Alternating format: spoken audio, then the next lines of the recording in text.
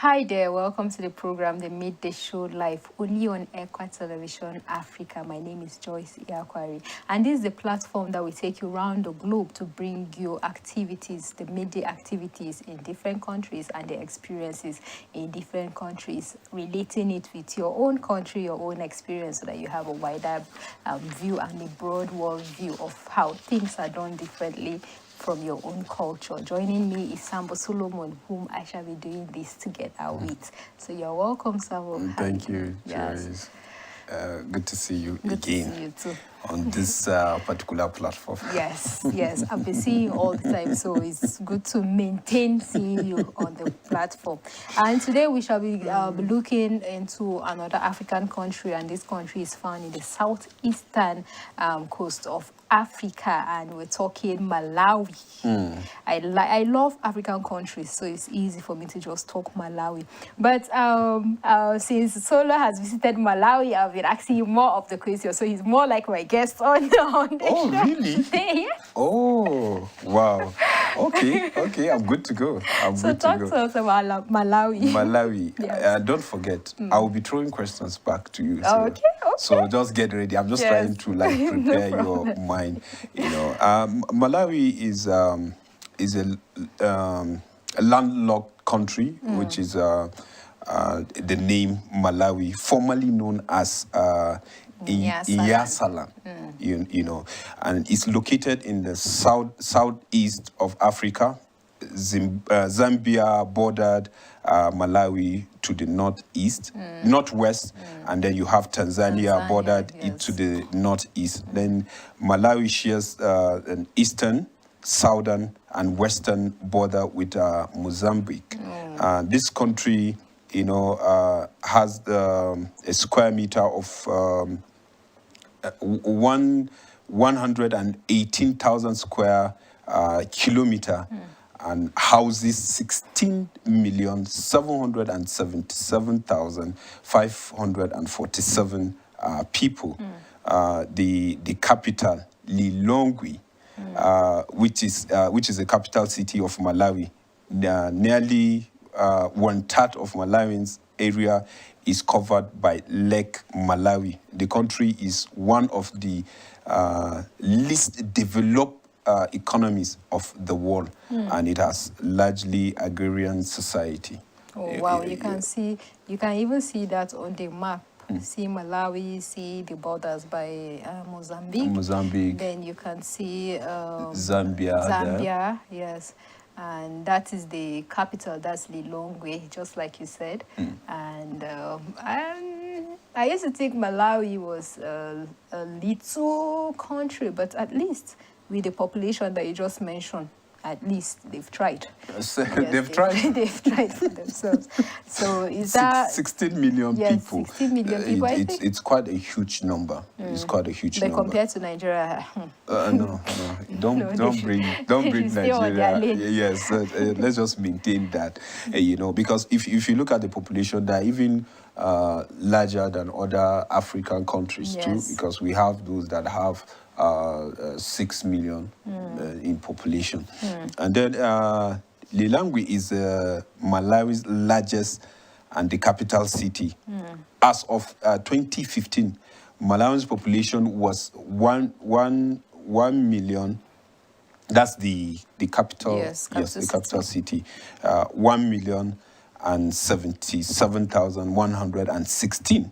The city is located in the central region of the country, and it is close to Malawi's border with Zambia and Mozambique. The capital of Malawi was initially a small fishing village.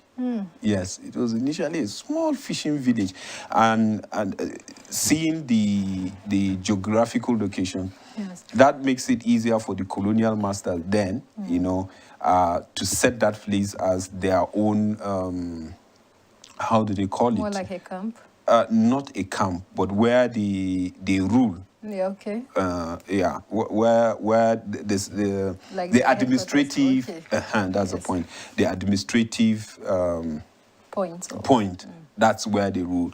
And then after then, Lilongwe was recognized as a town in 1947.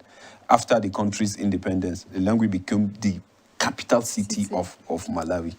You understand? So that's just the history. So just look at it from a small fishing town, to now becoming the capital city of Malawi.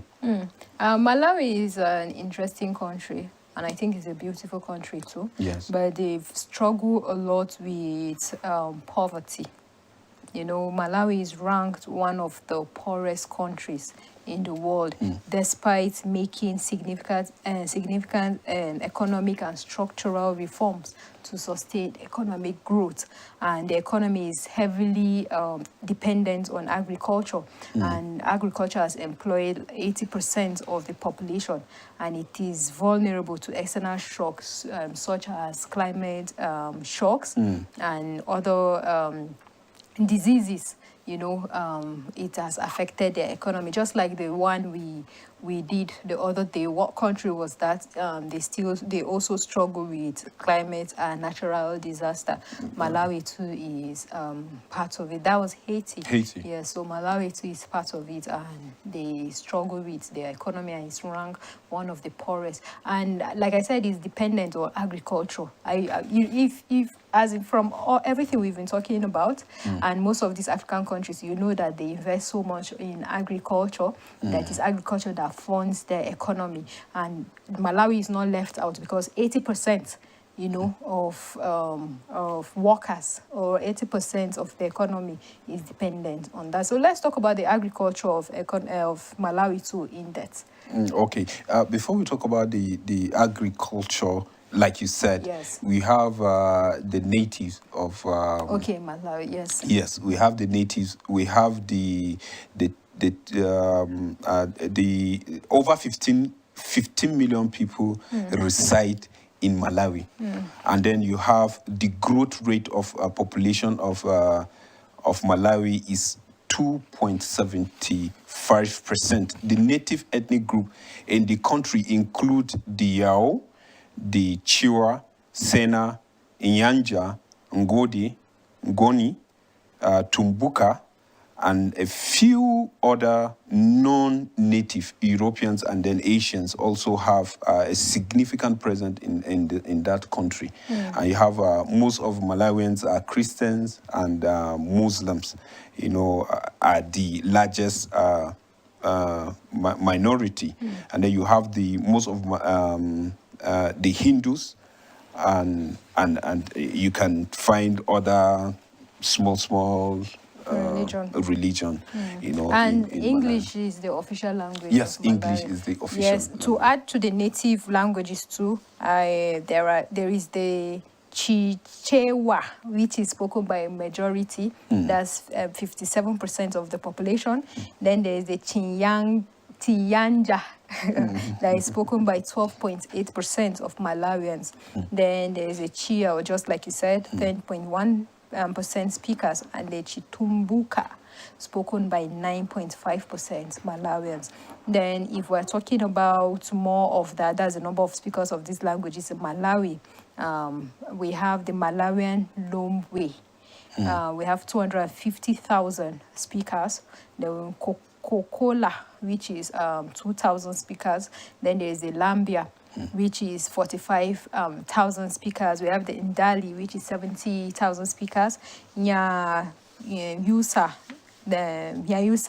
Gonde, that's 3,000 speakers. Malawian Sena, 270,000 speakers. And Tonga, 170,000 speakers. They are the native languages of Malawi. I think there are so many languages, and there are so many number of people that speak the languages. Yes. And then one interesting thing about Malawian people, they are friendly people. They are friendly, very accommodating, and then and that's why Malawi is referred to as warm heart of Africa. Yes, because they easily accept people. When you, as a foreigner, when you come to town, they accept you, they smile to you, they laugh with you, they try to help out in one way or the other. They don't make you feel like you're a foreigner or a stranger. They are just the heartwarm of Africa. Yeah, yeah, and I think one part of their sector, which is very good, we look into, which is the education. Okay. Yes. That's before the agriculture? Before the agriculture. Okay. One thing that interests me is that the first primary school setting is compulsory. Yes, is compulsory. That means every child in Malawi is expected to get that first foundation, and then primary school level is you are expected your child to spend from 4 years. That's when they are expecting that, yes, the child should start. You have 16 to 14. That's primary school, yes, level. Then you have 9 to 12, then 15 to 18, which is the secondary school level. Then the tertiary level, which is 4 years. The primary, which is 4 years. Then the tertiary masters, we have 1 to 2 years. Then the PhD is 3 years. Okay. That is in Malawi. You know, the first 8 years of education in Malawi is compulsory. The children enter primary school at the age of 6, where the first 4 years of teaching are in local traditional language. And I find, I just get interested, you know. I said, okay, as a country, now they are not neglecting the local language. Then you have to go through that local language. Then thereafter, the medium of education shift to English for the balance of Malawi education and program. Primary school are distributed throughout the country. Some states control, while others are private, you know, because they have some reasonable numbers of private school, even though the price, you know, is there again, yes, but they have a reasonable number of a private school. But the ones that is being controlled by government, that is compulsory, is free. You just have to do that that particular. And then the secondary education, many secondary schools are boarding, established where discipline is formed and on uniform are required. The period of education is 4 years, after 2 of which students write the Malawi Junior Examination Certificate, 2 years further on a good pass, and then Malawi School Certificate of Education Examination is required for entrance into the university. So you see the setup of their educational system, which I feel, you know, is really helping them. Is really helping them. Okay, then that is about the educational system. Yeah. Because even in the capital city, that's a Lilongwe, we have more, what I call them exotic or sophisticated settings. That's the schools, and they are, even though they are of the higher price, but you are assured good education. There are more of them in the capital city than any other smaller towns of the country. Okay, why do we now go to the agriculture? Oh, okay. I want to talk about the agriculture. You know, I love economy. I like when I'm seeing you as a potential farmer. You know, because when it all comes to agriculture, there's a way you bring out your passion. I love to learn on it. Like I told you, I've never been to the farm, so it's of interest for me to know. Okay, this country, they are good in this, they are good in that. Just like how seeing so many other countries that are good in maybe rice farming, plantain. There are the yams, there are the cocoa, and also I want to know the interest of Malawians too. What is it that they invest more energy in production? Is it yam? Is it rice? And do we have similarities? You know, do they have similarities with Nigeria? That's their food. Okay. Okay, you talk agriculture, but let me take the part of the food. Okay. Yes, well, you go into what they produce. It's not after the production that you have the food. Okay, go ahead with the food. I love food. But maybe take us to agriculture. No, go ahead with then I will talk the food. Okay. Yes. For agriculture, the main economic products of Malawi are tobacco, there's tea, there's cotton, there's groundnut, sugar, and there's coffee. These are among the main cash crops of the country. And it's just like I said, these are the things that they invest more on, that it increases the economy of the country. When they farm it, they sell it, they export it, and they have more of that as cash crops in the country. And they have groundnut too, has increased in relative importance, while cotton too has decreased. Don't forget that they farm cotton too, but that has decreased. And the main food crops are maize, cassava, sweet potatoes, sorghum, bananas, rice, Irish potatoes, and cattle, sheep, and goats are also raised, and that is mostly what they do. So they invest in farming, and you can see from the television set, this is what, potato? This cassava. Okay, this is what the earlier now? one. This is maize, this is corn. Yes. Okay, then this is another farm, yes. which I don't know what it is. Then this is, I think this is corn too. Yes. So they invest more of that. Like I mentioned, the tea, groundnut, cotton. There is the sugar, and there is coffee too. These are mostly their cash crop. And over the century, tea and groundnut, you know, have been it has been given more priority, and it has raised in the production. Yeah, it really helped in their GDP, because you talk about Haiti that we discussed. There's sugar cane there, which is one of their cash crop yes. there, and then you see sugar cane, because you said earlier that they have similar similarity when it comes to the location, and then what they farm now. You can see sugar now, and even the external attack, that's the natural disaster. Even though this one is not more like a natural disaster, yes, but it has to do with external shocks. Yes, yes. So you see, I'm beginning to see Africa with sugar, you know, and the rest.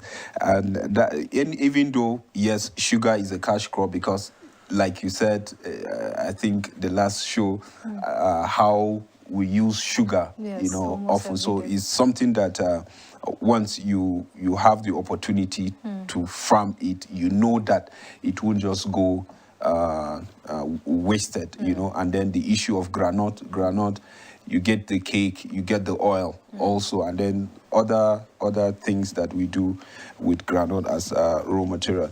And then that brings us to the food, you know, the food that they enjoy in Malawi. The cuisine of Malawi has to be with the influence by the cuisine of Malawi has not been influenced.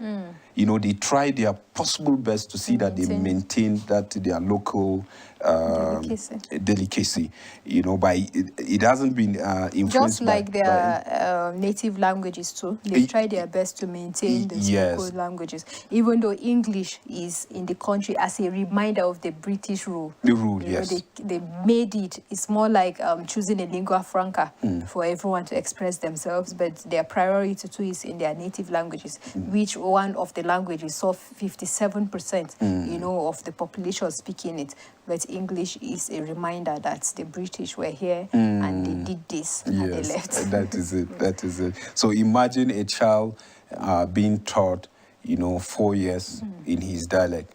And then later you now start explaining to him in English that this is what you are being taught. This is how, just to create the balance. You can imagine how sharp that child will be. And then, whatever is being inserted, in the mind of a child, how it stays.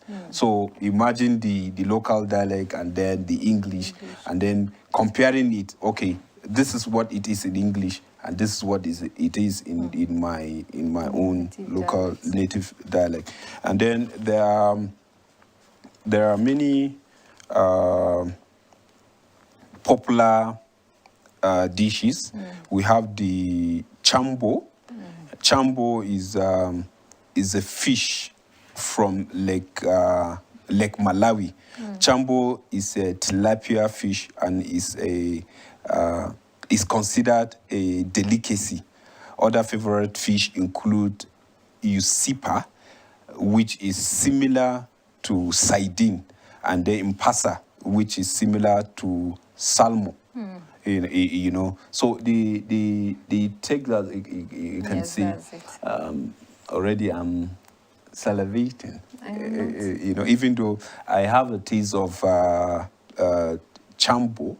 Yes, small is a good delicacy. You will love it. You will love, even though I know you are not a fan of fish like that. You love meat more than fish. So that will take you to one of the African country. Or maybe I will go for ntochi, which is the banana bread. Bread made with banana. Yes. Maybe I will go for that because I love bread. So it's more of a kind of food for me that I enjoy. But you don't take tea. But I eat bread. Okay. So bread mustn't really go with, mustn't necessarily go with tea. When you hear bread, the next thing you're thinking tea. We have so many things that bread can go with. It's like saying rice and beans. No, we can do rice and moi, you can do rice and something else. So we can do bread and pap. We can do bread and something. Okay. So I enjoy bread even when there is nothing. Okay. And this is bread made with bananas. I love bananas too. Yeah, and it smells nice. It smells nice. It tastes good too. Imagine you combining the fish and the bread, matching it, and you don't want to try it? Not that. I don't combine two separate things. It's okay. It's okay. You will tell me the story one day. I'm just telling you so that once you visit Malawi, at least I'll be able to combine. I don't think I am a person that likes to eat separate things how they are supposed to be. Maybe except bread and granite, because I think I do that. Okay. But I eat separate things. I don't like mixing something that should stand on its own with another thing that should stand on its own, then mix them and eat. I think there will be a crisis in my stomach. Okay. Well, you mentioned granite and bread. That's another story for another day.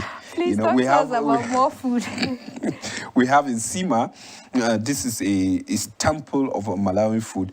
It is made from ground corn and then served with side dishes of meat or vegetable. Then meat is coming. I think it looks nice. Yeah, meat is coming in now, so no wonder you are saying it looks nice. Yes, is a delicacy being served there, and they enjoy it. It looks so familiar. It looks familiar, especially this, yes. Oh, it looks like semo. Okay. Okay, and then we have the kachumbari, which you mentioned. This is a tomato and onion salad.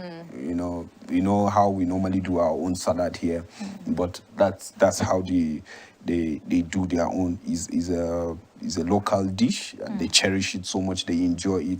They serve visitors once they come. People want to try something. Like, let me have a taste of this, and then have a feel of how it is. And I think this should be good for people that are on diet, because it involves tomato and onion and made together to be salad.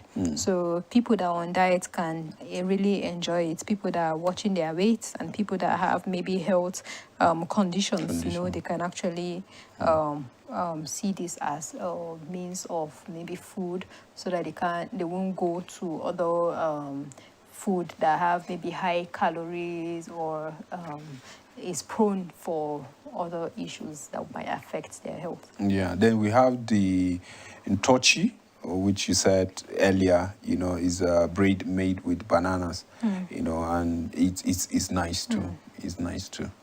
It's nice. Is that all for their food? For their food, yes. Okay. Then I would like us to go into other sectors of the country. We've talked on the education, the agriculture, but there are so many other. I would like to go more into lifestyle, how they are, who they are, what to do on a normal day. But before that, I would like us to take a break. When we come back, then we can discuss further on that, so that people can see if they are related to how your culture is, or if you like to visit them and how it's expected for you to behave. But you should know that Malawi is a peaceful country. There are lovers of people, even though they have, even though they have the problem of poverty, which, in a country when there's a problem of poverty, then the crime rate is a bit, high, because most people want to take advantage of other people, especially foreigners. So let's take a break. We'll be back.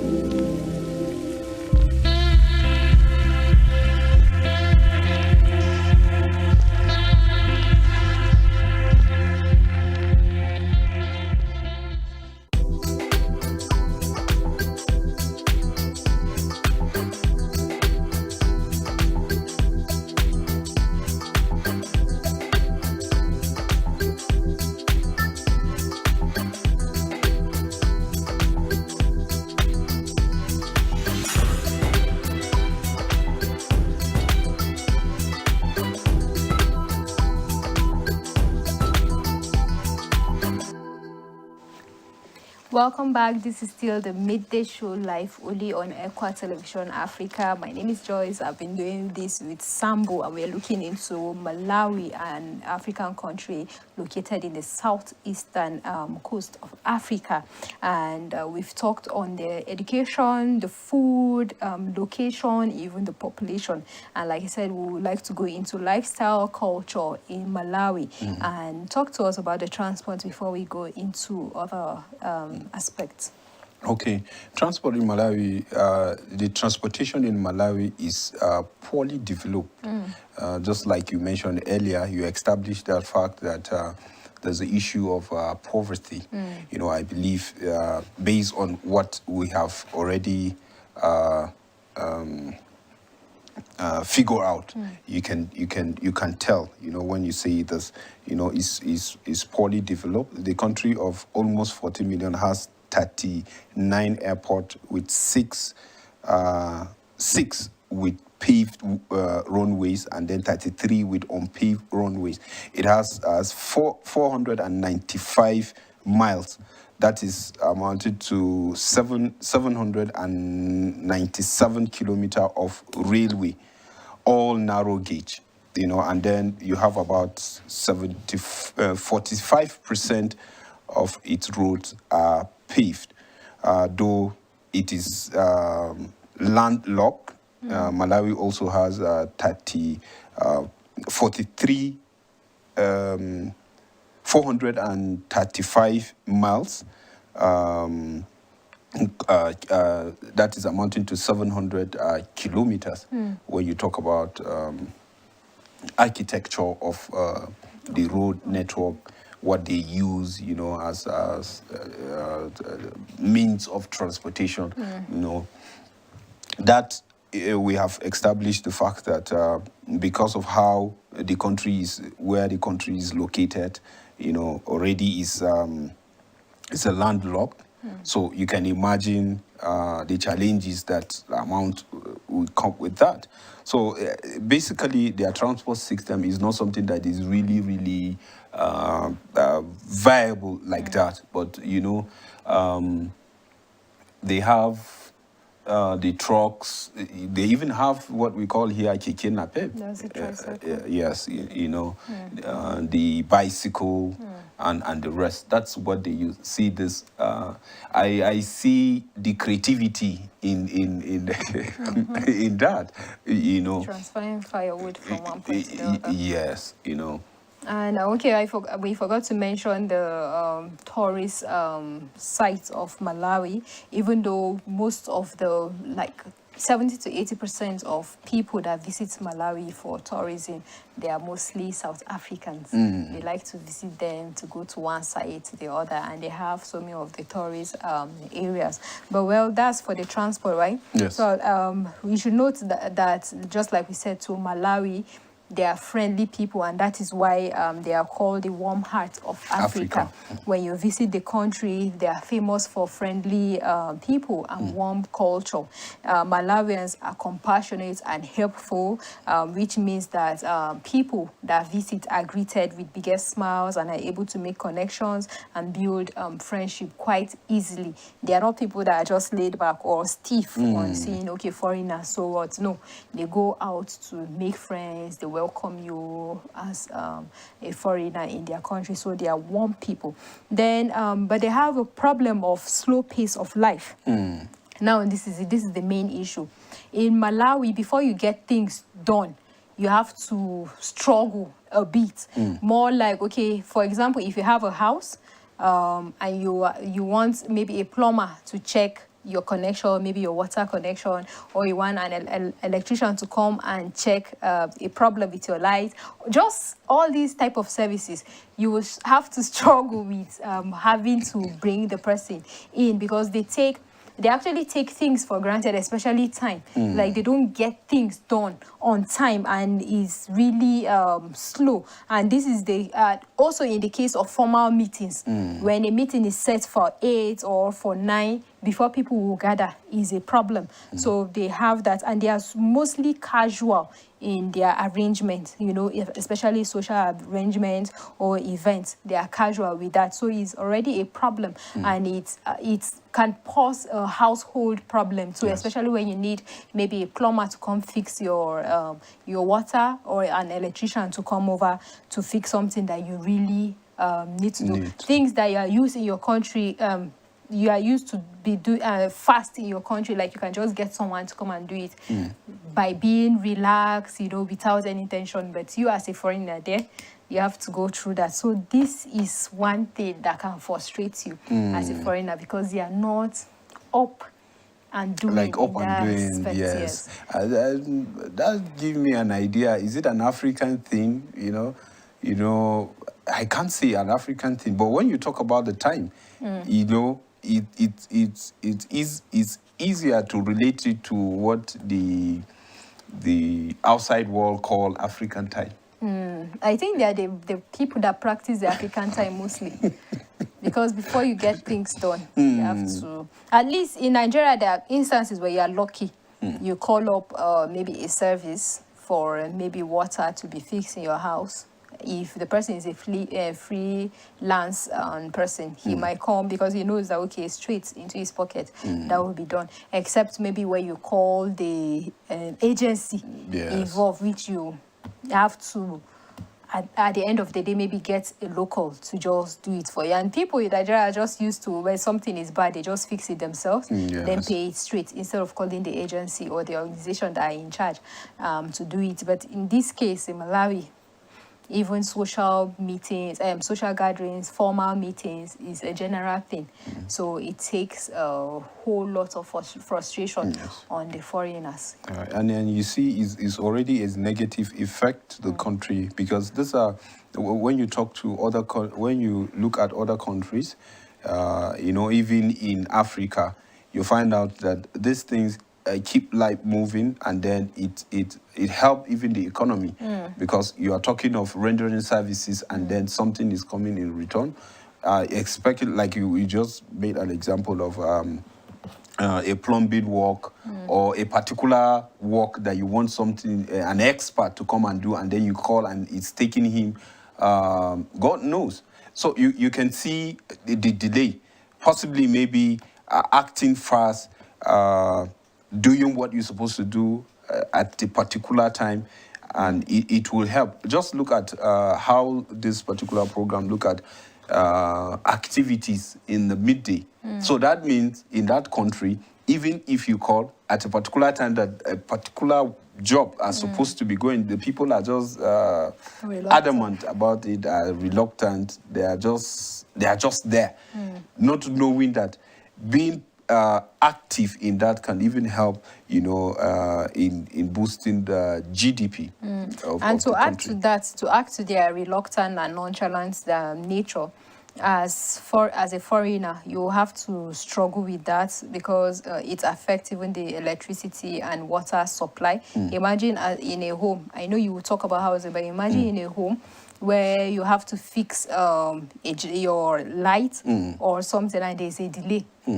Or in the office where you have to fix a light or something and there's a delay, you are left with the option of just getting a generator set or getting a water pumping machine. That's if you have another option, or if settling for another means before the writing will be done at the end of the day. So this is mostly a struggle, and you will see that most people, that's most foreigners, use inverters to power essentials at home, while workplaces will often use generators, and some houses have boreholes though, to circumvent the water supply issue.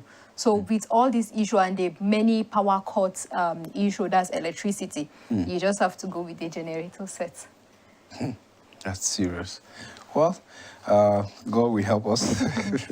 I want to talk about the housing sector. One interesting thing about Malawi is that houses are affordable there. Houses are affordable. So it is. They are affordable, but in the first payment, you will pay a huge amount of money, but subsequently you will pay less. Yes. So you see, the struggle would be for that first payment. So immediately, like you said, you are done with the first payment. Yeah, the subsequent one is something that you just have a right. Just something that is just easy. So if you are coming to Malawi to settle, just have that at the back of your mind. But definitely houses are affordable, when you talk about Malawi in But general. even in our country, I think the first installment of payment is always not, I don't know if it is general, but it's often higher than the second because there are so many things attached to it. That's maybe the agency fee, and you are new to the area.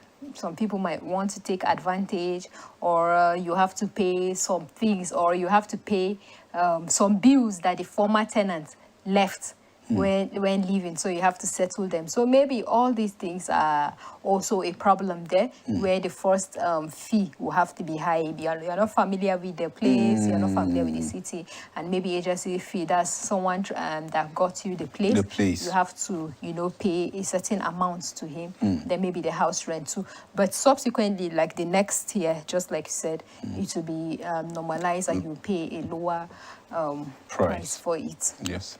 And then the cost of living in Malawi is really reasonable. It's really reasonable. The price of rent, like you said, grocery, eating out, is low. Eating out is low, as it is hiring a domestic worker. In fact, experts will have someone who help clean and cook, as well as someone who provides, gardening services. So even this one, is another activities that you say it help even the locals to get income. Like the cook, the gardener, somebody to do one or two domestic work.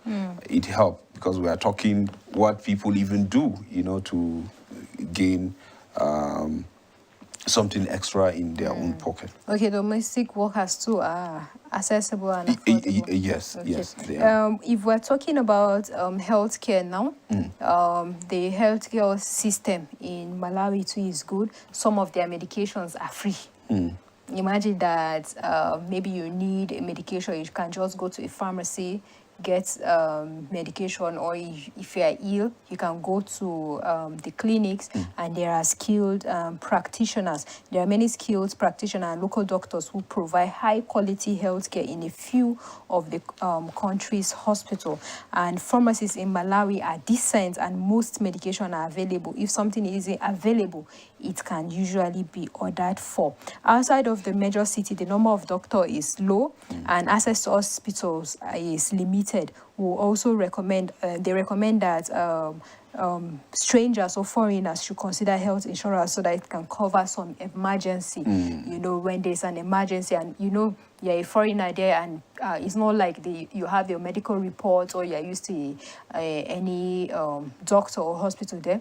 So you have to apply for health insurance so that it can cover some of the emergency. So there's access and availability of hospital. But one thing that they deal with is malaria. In Malawi, yes, malaria is a problem of, I think it's a problem of African countries. I wanted to say that. It's a problem. I wanted to say that. Anytime you hear malaria, you know, you can easily relate it with Africa. So almost every country, you know, in Africa, the issue of malaria. So I keep wondering and I keep asking myself, where are the scientists that we have, you know, and the researchers, you know, in this continent that are doing well in overseas, you know, and when you talk about malaria, it's easily linked with African countries. So when you hear issue of diseases in this country, definitely you have to see malaria, you know, leading.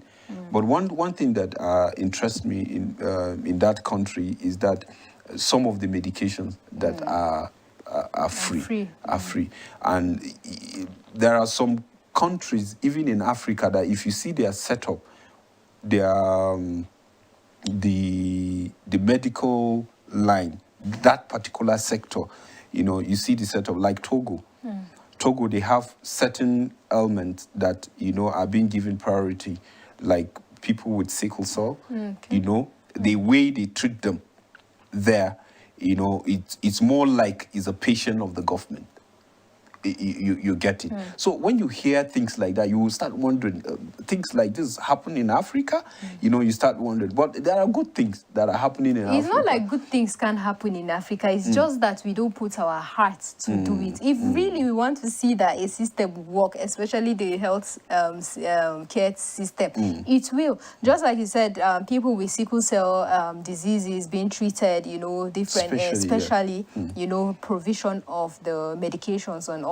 If we, even in other African countries, if we want to take something as a priority, we will provide it. Okay, just recently there is this sickle cell medication that has been announced. You know, people are happy about it, and I know NGOs that have been, you know, trying to see if we have something like that, and if the federal government will look into it so that it can be at least available to most of these people. Then we have other diseases too. Now we are talking about the malaria vaccine, which I know a lot of NGOs, a lot of individuals have been pushing to see, okay, let's really do it. So I just think it's just priority. If we put our priority in it, Malawi, how see the ranking as in being a poor country. The global but ranking, most medications are free, and if something is not available, they order for it. That means there's access to it. Even there are access to the practitioners. And you, as a foreigner, when you're going to the country, they warn you against malaria. They will tell you to use mosquito nets, repellents, and so many of these things to, you know, take care of yourself and not be exposed to mosquitoes, because they know, okay, that's the problem that they have in that country. You see how priorities. Yes, you don't have a solution, but you have precautions against your problem. It's a good way forward. Yes. And then talking about malaria in Africa, we are looking forward to see whereby issue of malaria will be totally eradicated. You know, when you talk about poverty in Africa that we are being tagged with, is not really the issue of poverty like that. I'm just looking at it from my own personal view. If you calculate what government as spending when it comes to the issue of buying consumables for hospital, it's alarming. It's alarming. And no country will just sit down and then see her citizen like suffering with a particular ailment that is even grounding everything. Yes. Just like the way we cited an example with the issue of Haiti, that day, you know, when there is a disaster, everything goes down, the water, the food, everything is contaminated. The whole money, you know, that the country will gather, whether from foreign support or whatever means, now they are thinking of how to take care of the health first of our citizen, to provide water, good water and the rest. So you will see the way we channel money to all these hospital consumables is another thing that is eating up the money. And I feel we should step up and then, like you said, is determination. Yes. The goodwill. When you say, yes, this thing will happen, bury your head and then you see that thing coming to pass. Okay, I know you spoke about the road networks, and I just want to mention a fact. I picked some facts about Malawi, and I just want to mention them. The roads are narrow, and any existing potholes are not signposts. So you don't know what next pothole you'll be entering because there's no signposts for it. I think, don't we have that in my beloved country? Well, that's why it is. So the potholes are there, and there is no signpost to inform you that, okay, maybe slow down, you know, pothole ahead or something. So there are no signposts. And because of how narrow the roads are. Or hill. You know, these are some of the things that you see, you know, whether Animal Crossing, you hardly see those signs, you know, on their route. And mostly the roads in rural area are not tarred. So most times they encourage foreigners coming into the country to be careful and to drive 4x4 sedan, 4x4 cars rather than sedan and maybe saloon and all. So there's a specification for the type of car you should drive. And driving at night in rural area is not advised due to the the prevalence of people and animals on the road. So there are so many, it's crowded. Like there are so many people on the road and animals too on the road. So you have to be careful before you hit something. So that's one fact about the road. Then about Malawians being peaceful, because poverty is high and crime is therefore a reality. Crime is most times often seen as opportunistic. Like, just like we said earlier, that people tend to take advantage of the foreigners because you don't know your whereabouts and you are being taken advantage of. But foreigners are always advised to have guards stationed outside their properties. Which is usually enough, you know, to avoid break-in. So as a foreigner, when you visit, you have to have a guard in front of your property so that they will not, you know, rob you. So I think these are some of the facts. Okay, then we have car give great freedom to travel. Cars are the most common form of transport among foreigners, and they provide the most independent and freedom to travel. There's so much to see in Malawi, from the city of life, lake, and beautiful national parks, and the car is therefore vital. When you're a foreigner, you go there, you get a car either by car rentals or whatsoever, so that you can move around, because they have beautiful national parks, they have lakes, and so many of these stations where you can visit if you are a tourist visiting. Then about the political tension, they have, Malawi faces political tension, especially around election time, and protests have been known to turn violent. So foreigners will need to be cautious during this time and stay in touch with the community in their city to stay updated. So these are some facts about Malawi. You know, when you mention those things and then you begin to narrow it to other countries, in Africa, you just see the similarities. Yes. But one thing that interests me about their transport, whatever, you see, they always provide that solution to any foreigner that is coming, Yes. whether white or black. black, that is coming. They will tell you, this is what you should do, this is what you should Yes. do, this is what you should do. And that is really helpful, because you can't just go and then you are just in the middle of nowhere. You don't know your left or your right or what to do. And I believe that contributes to the number of foreigners which added to the number of people residing in Malawi, reasonable Europeans, and Asians that reside there. And I believe if the atmosphere is not really conducive, definitely these people will leave the country. True. So these are some of the things that I feel, yes, they are doing well. And then the